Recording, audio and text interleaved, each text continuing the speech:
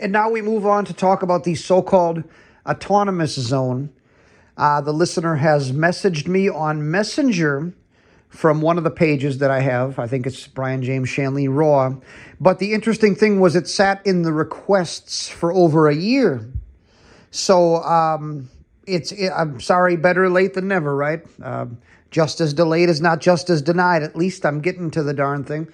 So I am basically, when I look at this thing, I'm not going to read it verbatim, because it spends several paragraphs kissing my butt and patting me on the back, which I don't mind. I'm glad to hear that the work that I've done here is doing something for the betterment of your life and that of your family. But my purpose is not to advance my own name or to give me any credit, but to advance the name of Jesus Christ and give him credit. So, but it does warm my heart to know that somebody somewhere is listening and they're advancing and growing because of it. So thank you for that, but I'm not going to read that part to you. There's also several things here that are extremely personal. Oftentimes someone will send me a message about something personal, and if I ever discuss the issue, either A, that is literally the question, B, they've given me permission to do it, and C, I leave their proper name out of it. And it has to be something that, by me addressing their issue, hopefully I'll help someone else dealing with the same issue out there. None of those things apply to the personal stuff this person has written, and so I'm going to err on the side of caution. I'm just not going to read the thing. But the question is provoked by them going to work one day, turning left, turning right, etc., and then they run into their normal street, and there's a big metal blockade, big metal and cement, mostly cement, blockade, like a big brick, like a big wall, preventing them from using the street that they pay for in their taxes. And as they ask around, because there's no road construction visible, one of the kids in the area says, this is an autonomous zone. So the question asks me, what is an autonomous zone? Well, first of all, the terminology has been changed, and I want to remove the veil. Whenever you're dealing with a communist or an Eastern European thinker from the 19th and 20th century, and they're trying to present that to the Western mind for the 21st century as though it's fresh, they changed the terminology to give it a fresh coat of paint. Also to fool anyone could be fooled by the sleight of hand. So, for example, in the Leninist writings, that speaker that will take a mic and call out to a proletariat to try to organize them and incite them to be the frontline foot soldiers and bring about a Marxist revolution on the street. The name of that person giving that speech or that rhetoric is called a red agitator. All right, when you read these bygone generations, whenever you see the word red agitator, that's what they mean. They're calling out to a proletariat, that's the mob, and they're using the code language or the language of the movement, the language of the revolution. They'll use the word revolutionary every other word, right? But so this, in that same way, they've changed the wording. So you're hearing the word autonomous zone. You're like, what is that? The real word is liberation zone. Okay, once you understand that that's what we're dealing with, then you look up the leftist writings and you're like, okay, what is a liberation zone? First of all, the word liberation, anytime you hear somebody use the word liberation, every other word out of their mouth, you're dealing with a communist, plain and simple.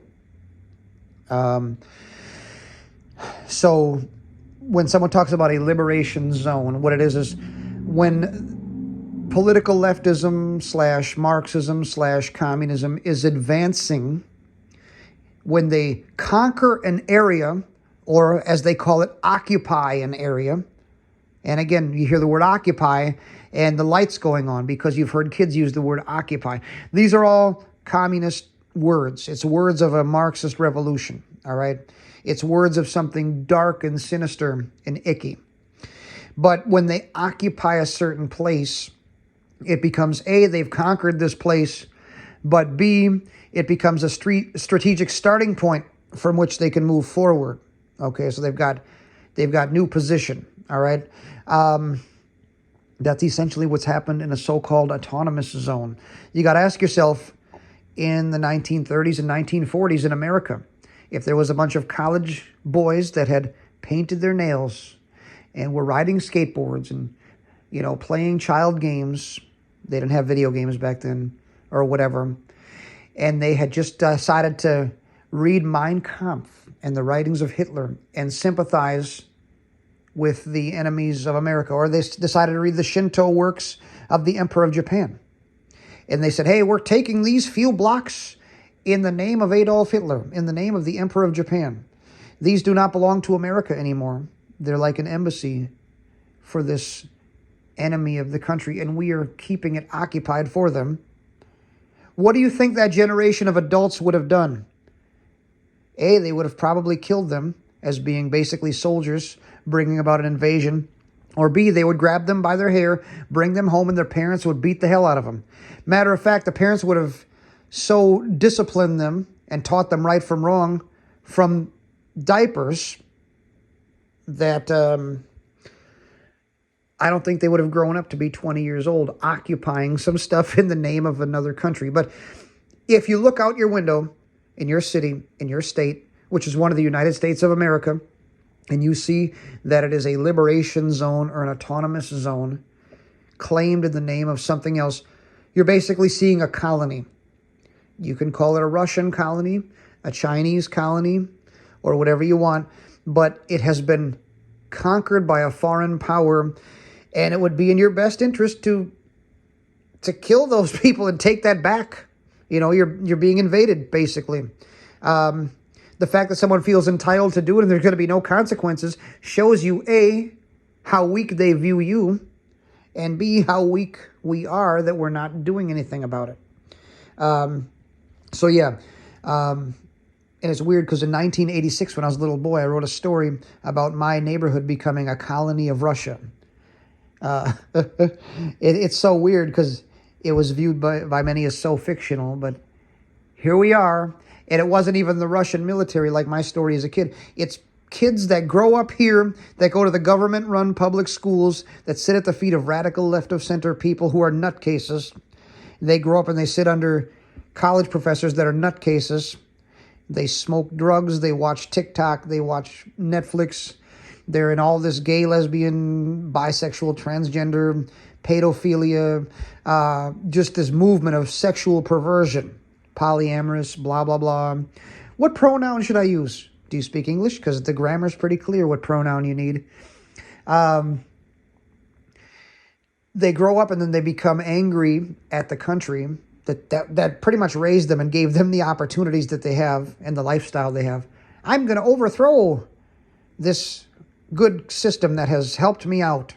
And I'm going to bring in something that the historical record shows creates mass graves and death camps. It's really going to work this time because the guy with the microphone and the bow tie on the corner told me so. So, I could normally say, forgive them, Father, for they know not what they do. But these people know what they're doing.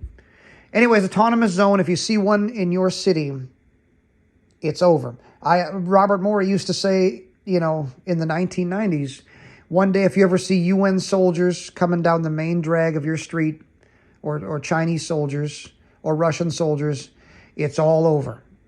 The fact that you can see a so-called autonomous zone or an occupied zone in your city, and no law enforcement, no military moves a finger, and no citizens are grabbing their guns and saying, we're going to take this back for our community, but you let it ride, it's all over. You need to move out of that city because it's done.